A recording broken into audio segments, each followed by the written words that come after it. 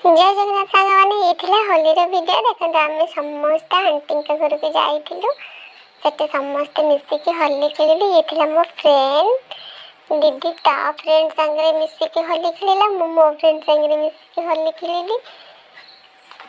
ତାପରେ ମାମା ବି ତାଙ୍କ ଫ୍ରେଣ୍ଡ ସାଙ୍ଗରେ ହୋଲି ଖେଳିଲେ ଆଣ୍ଟି ମାନଙ୍କ ସାଙ୍ଗରେ। ମାମାଙ୍କୁ ତ ପୁରା ଭୁତୁଣି ସଜେଇ ଦେଇଛନ୍ତି, ମାମାଙ୍କୁ ଚିହ୍ନି ହଉନି। ମାମାଙ୍କ ଦେହ ଭଲ ନଥିଲା ବୋଲି ମାମା ହୋଲିର ଭିଡ଼ିଓ ଅପଲୋଡ଼ କରିନଥିଲେ। ତା ପରଦିନ ସକାଳର ଭିଡ଼ିଓ ଇଏ। ମାମା କ'ଣ କଲେ ନା, ଆମେ ଡିମାଣ୍ଡ କରିଥିଲୁ ଦିଦିର ମୋର ପୁରୀ ତରକାରୀ ଖାଇବୁ, ତ ଆମ ପାଇଁ ମାମା ତରବରରେ ପୁରୀ ତରକାରୀ ବନେଇଦେଲେ।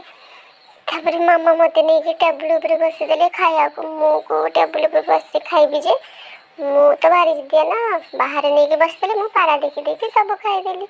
ତାପରେ ଦିଦି ଘର ଭିତରେ ଖାଉଥିଲା। ବାବାଙ୍କର ଡିମାଣ୍ଡ ଥିଲା ଚିଙ୍ଗୁଡ଼ି ଛେଚା, ମାଛ ଭଜା, ପଖାଳ ଖାଇବେ ତ